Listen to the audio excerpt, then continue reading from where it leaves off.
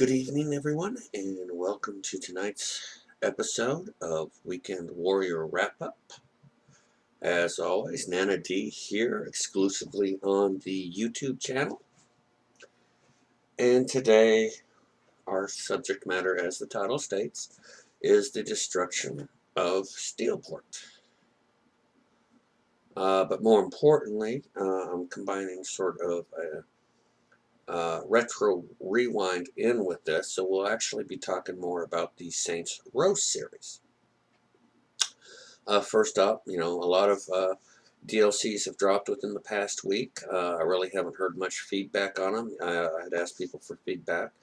Unfortunately, we're not that big of a channel yet, so I'm not going to be able to address that like I had wanted to. But that's okay. No real big news here, except for during the course of this week, I stumbled upon something which kind of went with last week's show, where I explained I felt there was a problem tying in multiplayer with single player all on a server.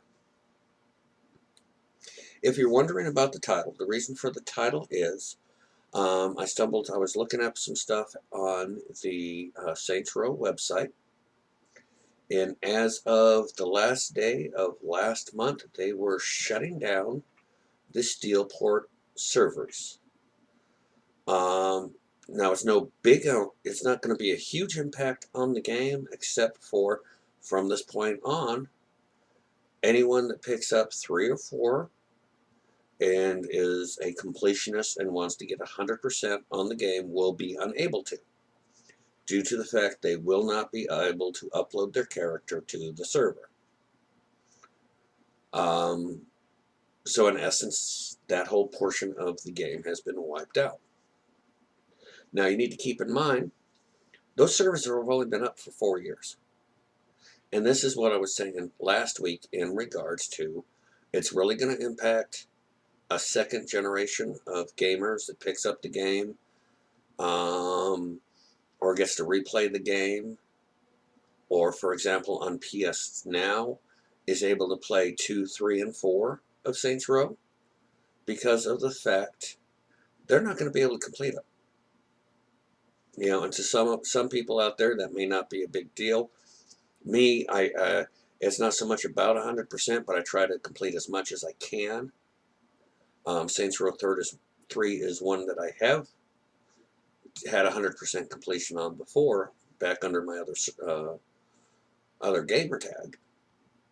Luckily, I read about this the day it was happening, so I went and I was able to get my characters uploaded to get that achievement, even though those games are a little bit off. But this is what I'm saying. It makes it real hard for a second, third generation to enjoy the game, especially if it's a game specifically tied to a server. And if it's a single-player game tied to a server 4 or 5 years down the road, a second generation really isn't going to be able to enjoy that title if servers close. What are your feelings? Is it the right thing for the Saints Row franchise to do so that they can concentrate on their newer products? Leave a comment below. Now, I was originally going to do the series called Retro Rewind. That was part of the reason why I got a PSNOW membership. And unfortunately, you can't record when you are streaming a game on the PSNOW. So we're back to square one in regards to that. But being a fan of the Saints Row series, I wanted to talk a little bit about the Saints Row series and give my thoughts on it as we look back. Now, my recommendation, myself, if you have only played 3 and 4, if you still got a PS3, pick up Saints Row 2. If you have a PS4, subscribe to PSNOW. I mean, the membership's worth it. 600 games that you have access to. That's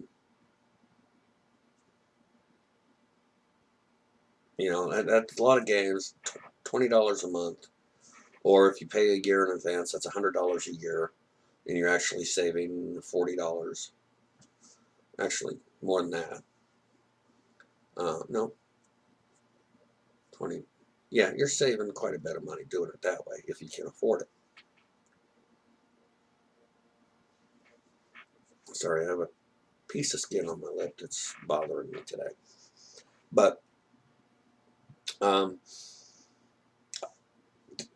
PSNOW is. I'll go ahead and give two opinions. I'll give my opinion of PSNOW, and I'll give my opinion. Might talk about the Saints Row series. In regards to PSNOW, I had it before when they only had 300 games. They've now, in the past year or so, year and a half, have doubled the games that are on there. They do rotate it out, I'm guessing, on a regular basis because I'm not seeing the Assassin's Creed series there where it was before. So there's a regular influx of games. For $20 a month, or if you do the year,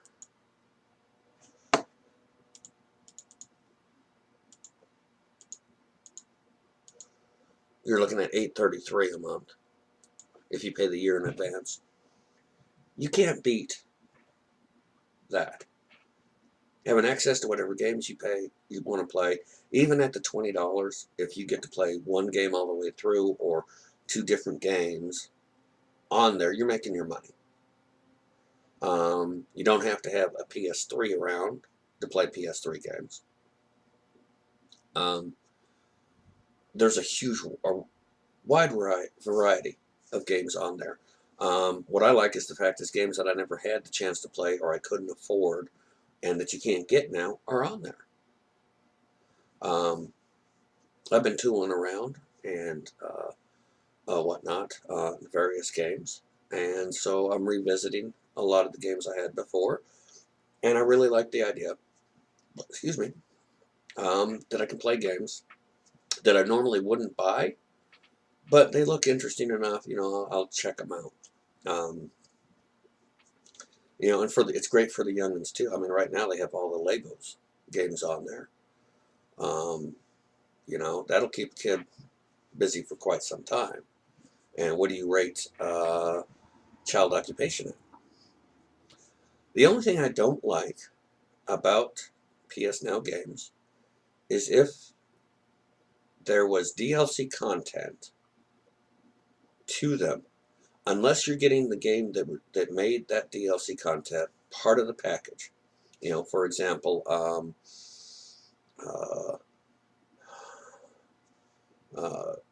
Saints Row 3 full package has all the downloadable content in it, or Saints Row Re-Elected already had all the DLC content with it, so that you can play it that way.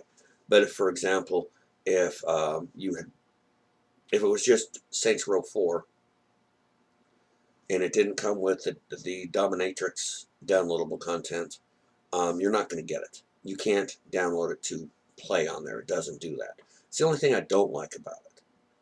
But, yeah, that'll affect the gamer score. You can still platinum out on it, but you could end up with an 80% completion rating because you can't play the DLC. But then again, you got to weigh it. There's quite a few on there. A good example of when they don't have the downloadable content for is Borderlands 1.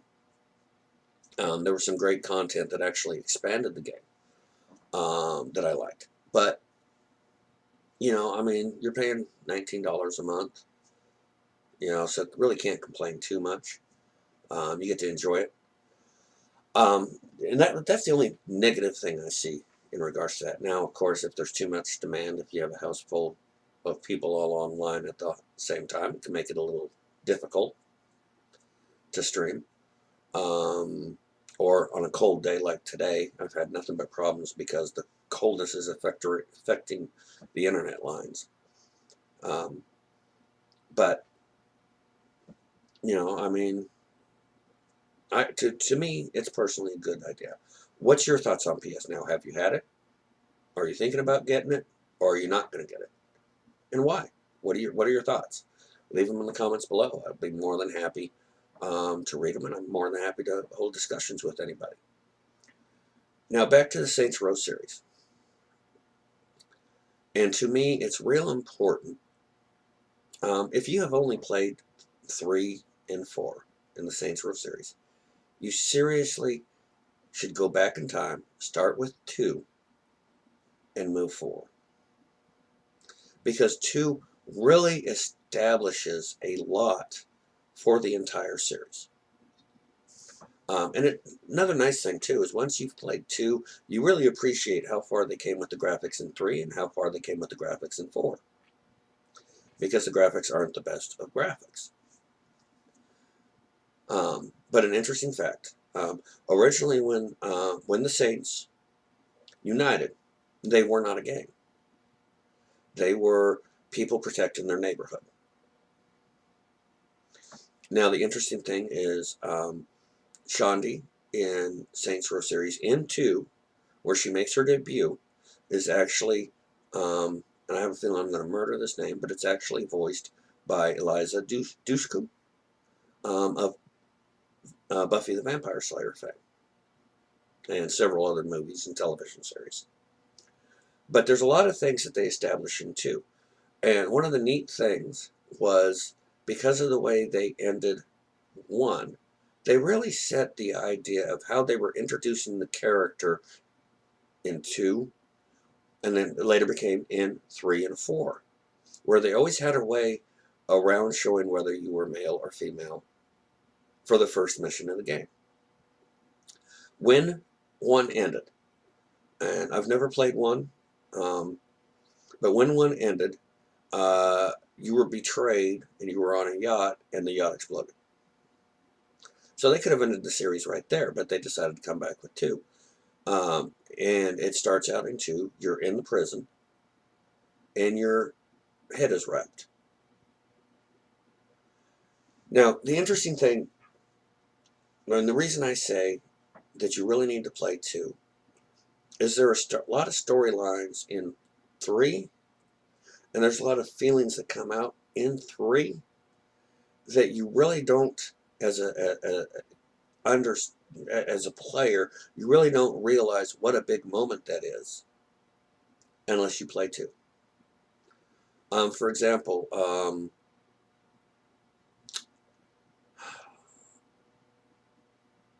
Gat's love is only portrayed in 3 if you get the DLC Attack of the Clones, or you don't hear about her until 4, or no wait, until Gat Out of Hell. And you really don't understand, you wouldn't understand what she meant to Gat unless you played 2, or what happened to her, and why it impacted Gat so bad. You wouldn't understand the biggest change. I mean, yeah, you kind of do in 3 or in 4 with the 2 Shondis, but you really don't understand how far Shondi came unless you've played 2. And the biggest thing is in 3 and at the beginning of 4, the general's hate for the Saints.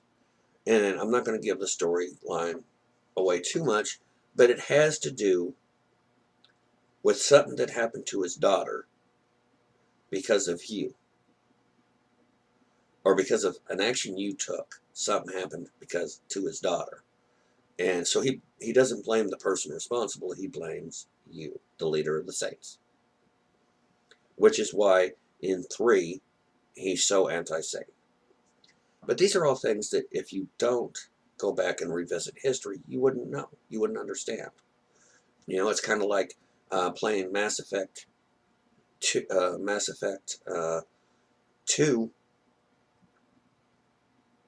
and not getting the DLC and picking up 3 and not understanding why you're on trial. Well, the DLC explained why you were on trial.